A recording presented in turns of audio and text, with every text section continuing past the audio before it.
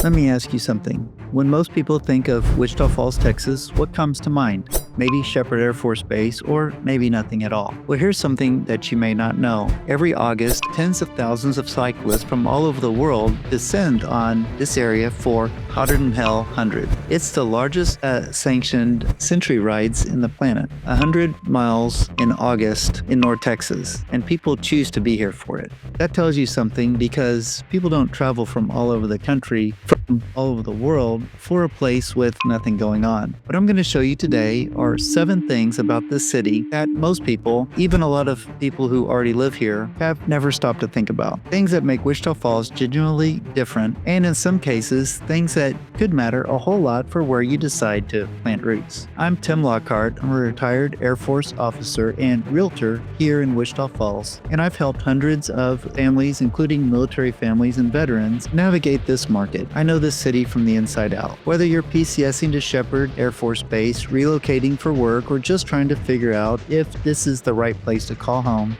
stick with me and let's get into this. Here's something most people don't expect. Wichita Falls has a genuinely rich arts and cultural scene. And I don't mean rich for its size, I mean legitimately impressive by any standard. Start with the Wichita Falls Symphony Orchestra. This isn't a weekend community ensemble, it's a fully professional orchestra that has been running continuously since 1947, nearly 80 years. Think about how many suburbs people move to in the Dallas-Fort Worth area that don't have anything close to this. A city of 100,000 people sustaining a professional symphony for nearly 8 decades. It's not a small thing. There's a youth orchestra system also that feeds directly into the local schools. So if you're raising children who love music, there's a real pipeline here. And that's before we get to the ballet. Wichita Falls sustains a ballet company, again, uncommon for a city of this size. Then there's the theater. The Wichita Theater has been a cornerstone of performing arts in this community for generations. Professional caliber productions in a beautifully restored historic venue. And if you want something more intimate and edgy, the Backdoor Theater brings that energy. It's a kind of grassroots, community-driven theater that gives a city genuine creative character. Taken together, you've got a symphony, a ballet, historic professional theater, and an independent community theater, all in the same mid-sized Texas city. Why does this matter? If you're thinking about moving here, because it's quite a cultural infrastructure that most people only discover after they arrive. For military families in particular, and I know this firsthand, landing in a new city with a rich arts scene makes it dramatically easier to build relationships, get the kids involved in something meaningful, and feel like you actually belong somewhere instead of just passing through. And the arts community here genuinely reaches out to Sheppard. They offer discounted and free tickets to symphony performances for airmen and students. The door is open for you the day you arrive. There's also a new announcement about a new data center. This is a big one, and I want to give it to you straight because there's a lot of hype around data centers right now, and I'm not here to sell you hype. Skybox, one of the major players in the U.S. data center development, is planning a new campus here in Wichita Falls. This is confirmed infrastructure investment, and there are indications a second project near Airport Drive may follow soon. Here's the context. Texas already hosts 400 data centers statewide. Major tech companies are projected to spend more than $600 billion on data center expansion nationally in 2026 alone. Texas is on pace to challenge Virginia for the #1 spot in the country, and Wichita Falls was just put on that map. Now here's where my background matters. As a retired civil engineer from the Air Force, I spent years working on infrastructure at a serious level. And I can tell you what data center developers actually look for when they select a location. The power grid capacity, land availability, fiber connectivity, water access, and a stable local governance and utility environment. Wichita Falls checks those boxes. That's not marketing, that is site selection logic. And when a company like Skybox commits to a location, they have done serious due diligence. This is a vote of confidence in the city's physical and economic bones. This means, practically practically new direct high-skilled jobs in operations, facilities, and security. Indirect jobs in construction, electrical, fiber, and logistics services.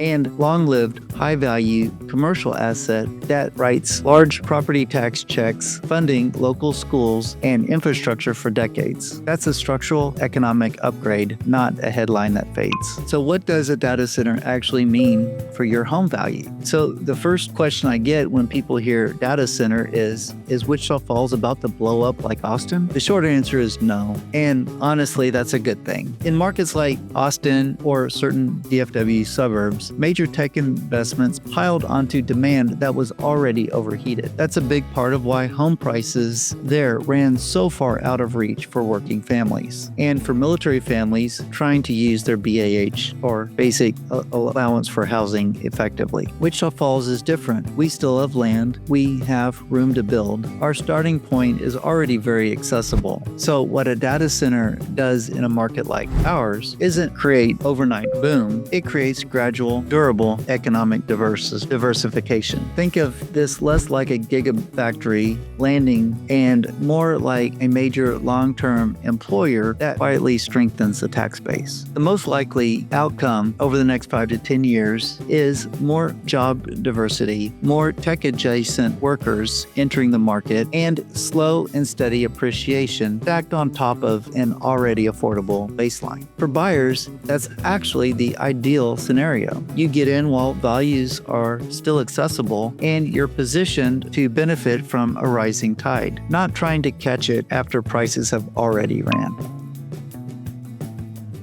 Most videos about Wichita Falls mention Sheppard Air Force Base as a bullet point, like, oh yeah, there's a base, and then they move on. I want to give you the weight that it actually deserves. Sheppard is one of the largest technical training installations in the entire Air Force. It brings a constant rotation of trainees, instructors, NATO allies, and civilian contractors. That flow of people is not incidental to the city. It's a core structural pillar of the economy and the culture. I'm a retired Air Force officer. I've done multiple PCS moves myself, including 2 while deployed overseas. So when I say I understand what military families are navigating when orders drop, I mean that in a very literal and personal sense. I've lived every part of that process. And here's what the base present means for the housing market specifically. Economic cushion. When the national economy slows, orders still come to Sheppard. People still have to move, buy, and rent. That consistent baseline demand has historically helped insulate this market from the worst national downturns in ways that civilian cities simply don't have. And for military homebuyers who PCS again in 3 to 4 years, this matters enormously because the tenant pool here is real, it's stable, and if you manage the property right, you can hold it as an income-producing asset while you serve somewhere else. I've helped structure this for many military families in the past. Let's come back to where we started, the Hotter Than Hell 100. Every August, Wichita Falls hosts one of the most well-known century bike raids in the entire country. There are tens of thousands of participants, cyclists who travel from across the United States and from around the world to ride 100 miles in the August North Texas heat. It has its own culture, its own community, and its own gravitational pull. But the Hotter Than Hell 100 is really just a signature event for something deeper, a genuinely active community culture. Wichita Falls has extensive trail systems, including the Circle Trail, a multi-use path that winds through parks and neighborhoods. Lucy Park is a legitimate gem. Lake Wichita gives fishing, kayaking, and open water recreation. There's a thriving running community, sports leagues, and outdoor events throughout the year. For military families accustomed to an active lifestyle, and that's most military families, this matters. The infrastructure for staying fit, staying engaged,